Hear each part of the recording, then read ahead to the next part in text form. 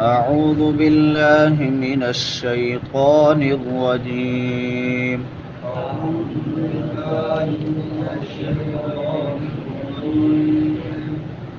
بسم الله الرحمن الرحيم.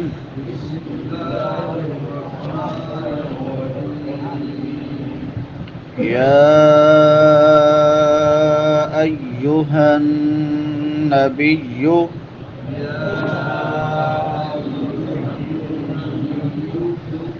إنا أحللنا لك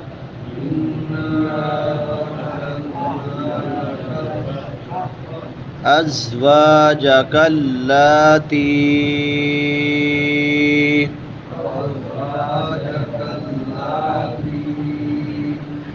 آتيت أجورهن وما ملكت يمينك مما أفاء الله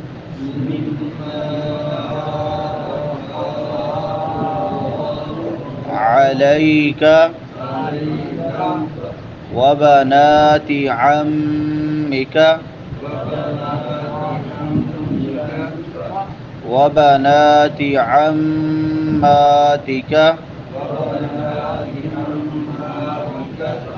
وبنات خالك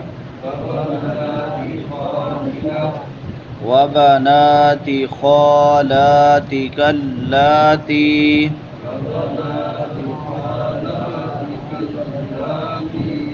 هاجرن معك وامرأة مؤمنة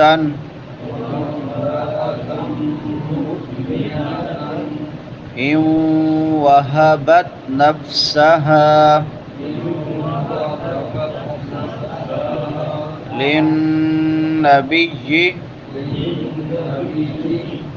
إن أراد النبي أن يستنكحها خالصة لك من دون المؤمنين. قد علمنا ما فرضنا عليهم في أزواجهم وما ملكت أيمانهم لكي لا يكون عليك حرج وكان الله غفورا رحيما. يا أيها النبي إنا أحللنا لك أزواجك اللاتي آتيت أجورهن وما ملكت يمينك مما أفاء الله عليك وبنات عمك وبنات عماتك وبنات خالك وبنات خالاتك اللاتي هاجرن معك وامرأة مؤمنة إن وهبت نفسها للنبي إن أراد النبي أن يستنكحها خالصة لك من دون المؤمنين قد علمنا ما فرضنا عليهم في أزواجهم وما ملكت أيمانهم لكي لا يكون عليك حرج وكان الله غفورا رحيما. جزاك الله خيرا. یا ایہا النبی، یا پہ کون سی مد ہے؟ مد متصل ہے، مد متصل ہے. یا ایہا النبی، ہا بڑی ہا ہے حلق کے آخری حصے سے، جس کو اقصی حلق کہتے ہیں. اور آگے ہن نون مشدد ہے، نون مشدد پہ غنہ ہوتا ہے. آواز کو ایک ناک میں چھپا کر ادا کرتے ہیں، ایک الف کی مقدار کے برابر لمبا بھی کرتے ہیں. انا نون مشدد ہے، غنہ ہوگا. اور یہاں پہ مد منفصل ہے. انا حمزہ دوسرے کلمہ میں ہے. احللنا لک، اح چھوٹی ہا ہے وسط حلق سے، حلق کے درمیان سے. احللنا الف مدہ ہے، الف سے پہلے زبر ہے تو الف مدہ کو ایک الف کے برابر لمبا کر کے پڑھتے ہیں. احللنا لک، کاف باریک ہے. ازواجکل، ازا سختی سے ادا ہوگا. واو کے بعد الف مدہ ہے، ایک الف کے برابر لمبا کریں گے. ازواجک اللاتی، لام کے اوپر کھڑی زبر ہے، ایک الف کے برابر لمبا کریں گے. لاتی یائے اپنا مد منفصل ہے. آتیتا، آ کے اوپر کھڑی زبر ہے. تیتا، تا کے بعد یائے لین ہے، یا ساکن ما قبل فتحہ ہے، زبر ہے، یا لین کی نشانی ہے. آتیتا اجورہن، اجو جیم کے بعد واو مدہ ہے، واو ساکن ما قبل ضمہ ہے. اجورہن، را پر پڑی جائے گی کیونکہ را کے اوپر زبر ہے. ہن وما ملکت یمینک، یمی میم کے بعد یائے مدہ ہے، یا ساکن ما قبل کسرہ ہے. یمینک مما، میم میم مشدد ہے، یہاں پہ غنہ ہوگا. مما مد منفصل ہے. افا اللہ، یہاں پہ فا کے اوپر مد متصل ہے. افا اللہ، لفظ اللہ پر پڑھا جائے گا کیونکہ لفظ اللہ سے پہلے زبر ہے. علیک، عین وسط حلق سے، لام کے بعد یائے لین ہے. علیک کاف باریک ہے. وبناتی عمک، وبناتی نون کے اوپر کھڑی زبر ہے، ایک الف کے برابر لمبا کریں گے. عمک میم مشدد ہے، غنہ ہوگا. وبناتی عماتک، وبناتی خالک، خا حروف حلقی میں سے، وسط حلق سے نہیں، خا کہاں سے ادا ہوگا؟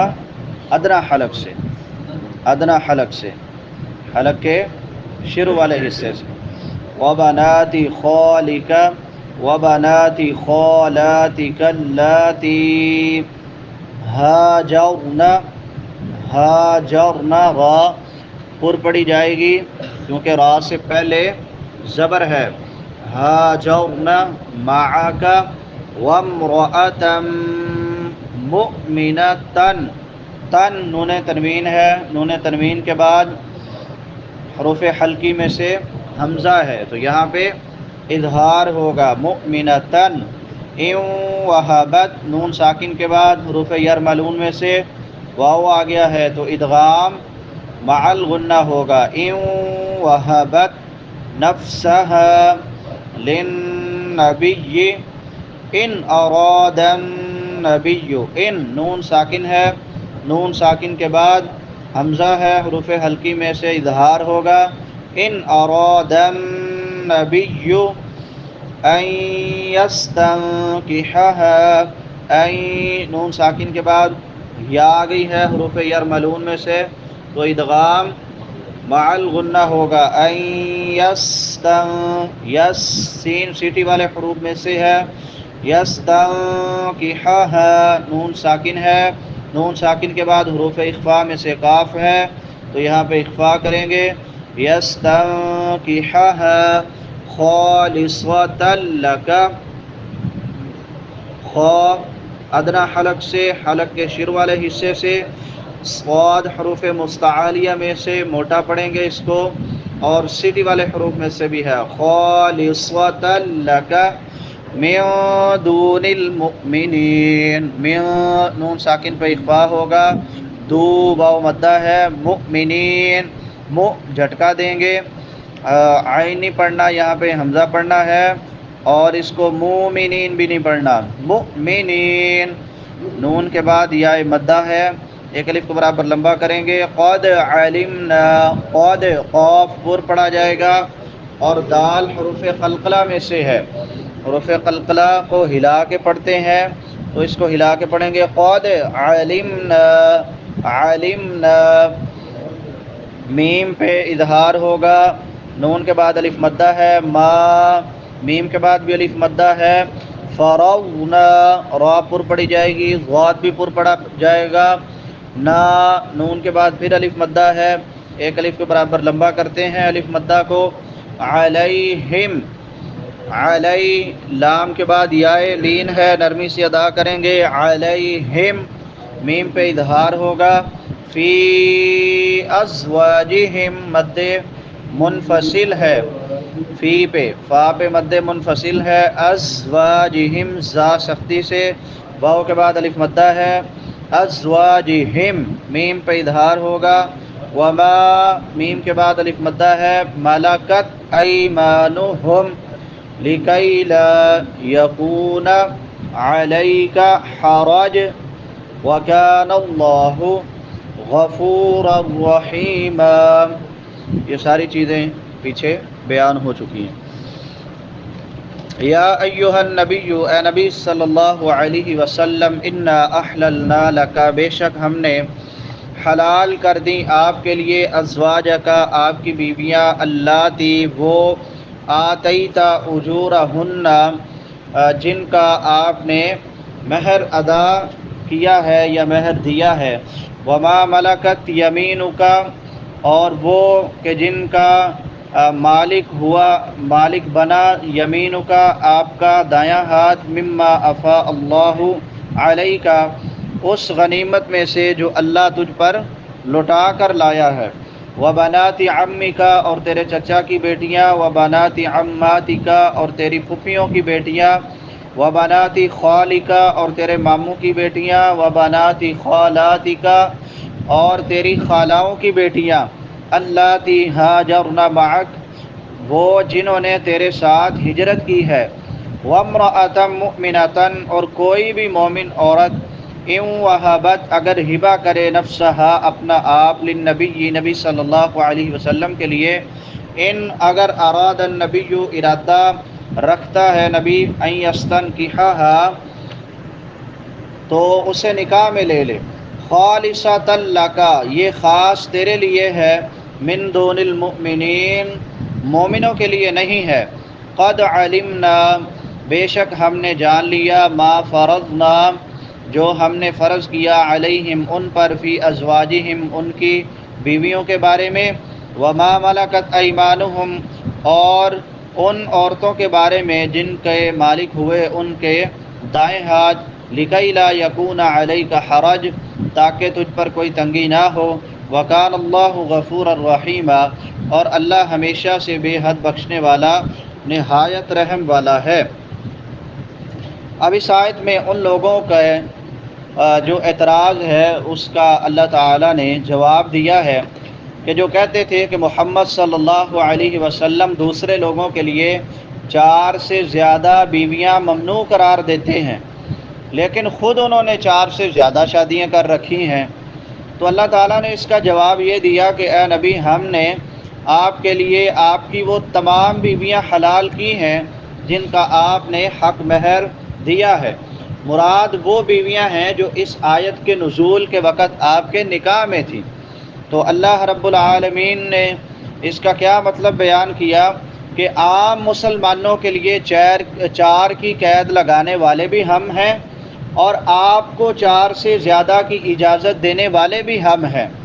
تو جن عورتوں سے آپ نے نکاح فرمایا ان کی تعداد 11 تھی، جن میں سے 9 بیویاں آپ کی وفات کے وقت زندہ تھیں۔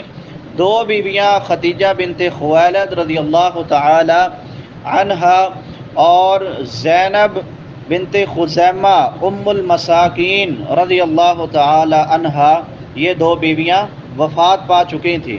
ان کے علاوہ چند عورتوں کے متعلق اختلاف ہے کہ آپ نے ان سے نکاح کیا یا نہیں کیا، مگر اس بات پر اتفاق ہے کہ وہ رخصت ہو کر آپ کے گھر نہیں آئیں۔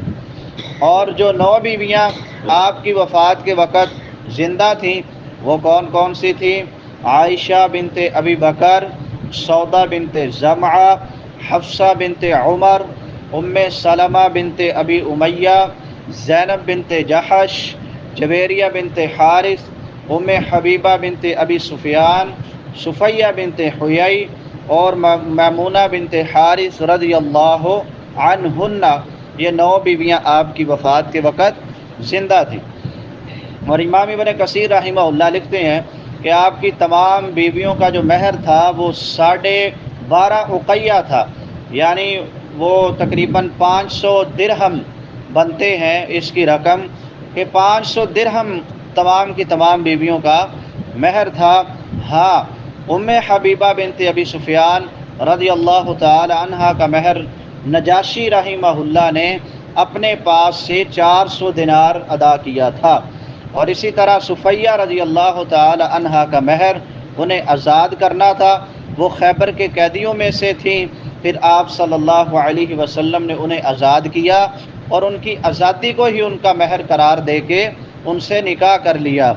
اور جویریہ بنت حارث رضی اللہ تعالی عنہا بنو مستلق سے گرفتار ہو کر آئی تھی، انہوں نے ثابت بن قیس بن شماس رضی اللہ تعالی عنہ سے جتنی رقم پر مکاتبت کی تھی، آپ صلی اللہ علیہ وسلم نے انہیں اتنی رقم ادا کر کے تو ان سے نکاح کر لیا تھا۔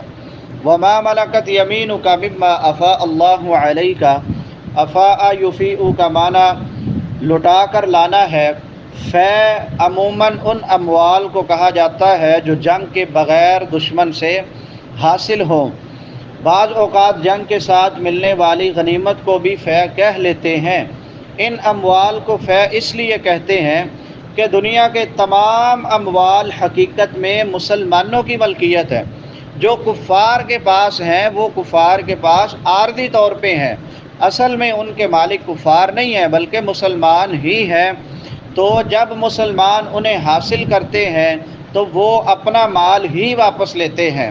اور ان عورتوں کے آپ کے لیے حلال کرنے کے ذکر کے بعد جن کے ساتھ آپ نے مہر دے کر نکاح کیا تھا، اللہ نے 3 قسم کی عورتیں حلال کرنے کا ذکر فرمایا ہے۔ ان میں سے پہلی قسم لونڈیاں ہیں جو بطور فے آپ کو حاصل ہوئیں اور آپ نے لونڈی کی حیثیت سے ان سے فائدہ اٹھایا، اور وہ کون تھیں؟ وہ ماریہ قبطیہ رضی اللہ تعالی عنہا تھی، جنہیں مقوقس مصر نے آپ کے لیے بطور ہدیہ بھیجا تھا، اور اس لیے وہ فے کے حکم میں تھی، جن سے آپ کے بیٹے ابراہیم پیدا ہوئے۔ مما افاء اللہ علیہ کا یہ معنی نہیں ہے کہ جو لونڈیاں بطور فے آپ کے پاس نہ آئیں وہ آپ کے لیے حلال نہیں ہیں، بلکہ سراری یعنی لونڈیوں کی تو آپ کے لیے اور آپ کی امت کے لیے عام اجازت ہے۔ آگے فرمایا وبنات عمک وبنات عماتک، اب پہلی بیویوں کے بعد آپ کے لیے حلال کی جانے والی عورتوں کی یہ دوسری قسم ہے، یعنی وہ عورتیں جو باپ یا ماں کی طرف سے آپ کی قریبی رشتہ دار ہیں اور انہوں نے آپ کے ساتھ مدینہ کی طرف ہجرت کی ہے، ان کے ساتھ نکاح آپ کے لیے حلال ہے۔ اور یہ تفسیر اس لیے کی گئی ہے کہ آپ کے ماموں یا خالہ کی کوئی بیٹی بھی نہیں تھی، کوئی بیٹی نہیں تھی، آپ کی والدہ کے خاندان بنو زہرہ کو آپ صلی اللہ علیہ وسلم کے ماموں کہا جاتا تھا۔ اور آگے فرمایا وَامْرَأَةً مُؤْمِنَةً إِنْ وَهَبَتْ نَفْسَهَا لِلنَّبِيِّ۔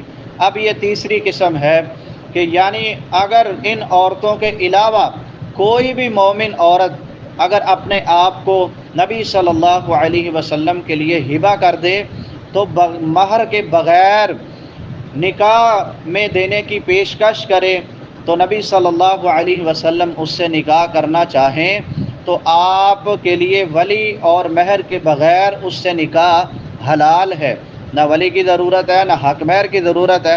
اگر کوئی عورت ہبہ کرتی ہے تو آپ اس سے ولی کے بغیر اور حق مہر کے بغیر نکاح کر سکتے ہیں۔ ثابت بنانی رحمہ اللہ فرماتے ہیں کہ انس رضی اللہ تعالی عنہ کو یہ حدیث بیان کرتے ہوئے سنا کہ ایک عورت رسول اللہ صلی اللہ علیہ وسلم کے پاس آئی اور اس نے اپنے آپ کو آپ صلی اللہ علیہ وسلم کے لیے پیش کر دیا، اپنے آپ کو ہبہ کیا۔ تو انس رضی اللہ تعالی عنہ نے جب یہ حدیث سنی اور ان کی بیٹی نے جب یہ حدیث سنی تو کہنے لگی کہ اس میں کتنی کم حیا تھی۔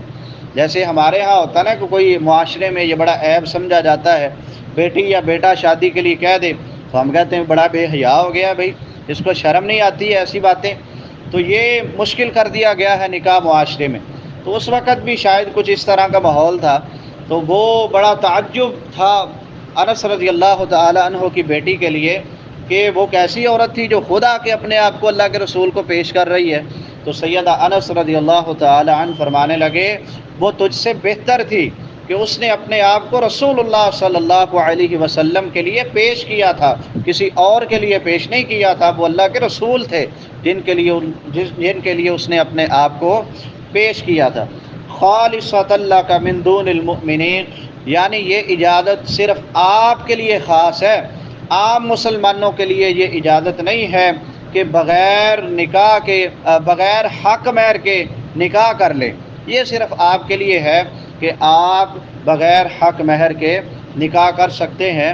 اور اسی طرح 4 سے زیادہ شادیاں یہ بھی آپ کے لیے خاص ہے، یہ کسی اور مسلمان کے لیے اجازت نہیں ہے کہ وہ 4 سے زائد شادیاں کرے یا 4 سے زائد بیویاں رکھے، صرف آپ کے لیے خاص ہے۔ قد علمنا ما فرضنا علیہم فی ازواجہم وما ملکت ایمانہم، یعنی عام مسلمانوں کو نکاح کے لیے جن شرائط کا پابند کیا گیا ہے ان کا پابند رہنا ان کے لیے ضروری ہے۔ مثال کے طور پہ وہ حق مہر ہے، ولی کا ہونا ہے، گواہوں کا ہونا ہے، اس کے بغیر نکاح کرنا کسی مسلمان کے لیے جائز نہیں ہے۔ اس کے علاوہ ایک وقت میں 4 سے زیادہ عورتیں نکاح میں رکھنا بھی جائز نہیں ہے۔ لکی لا یکون علیک حرج، اب یعنی دعوت دین کی مصلحت کی وجہ سے آپ کو ایک وقت میں 4 سے زیادہ عورتیں رکھنے کی اجازت دی گئی ہے کہ آپ پر زیادہ نکاح کرنے میں کوئی تنگی نہ رہے۔ اور اس کے علاوہ اور بھی بہت سی مصلحتیں ہیں جن کی وجہ سے آپ کو زیادہ نکاح کرنے ہوں گے، کیونکہ آپ اللہ کے رسول ہیں اور اللہ نے جو آپ کی ذمہ داری لگائی ہے تو اس کے لیے بھی آپ کو زیادہ نکاح کرنے کی ضرورت ہے۔ اور اس پر علماء نے کتابیں بھی لکھی ہیں کہ زیادہ نکاح کرنے کی کیا وجوہات تھیں، کیا مصلحتیں تھیں۔ ان میں سے مولانا ثناء اللہ امرسری رحمہ اللہ کی کتاب ہے مقدس رسول صلی اللہ علیہ وسلم، وہ بڑی شاندار کتاب ہے اس موضوع پہ۔ اور اسی طرح الرحیق المختوم ہے، اس میں بھی بعض مصلحتیں اختصار کے ساتھ بیان کی گئی ہیں۔ اور آخر پہ فرمایا وکان اللہ غفور الرحیم، یعنی ہم نے رفع حرج کے لیے آپ کو جو اجازتیں عطا فرمائی ہیں ان کی وجہ ہماری مغفرت ہے اور ہماری رحمت کی صفت ہے۔ اللہ تعالی حق بات کو پڑھنے سمجھنے اس پر عمل کرنے اور اس کو آگے پھیلانے کی توفیق عطا فرمائے۔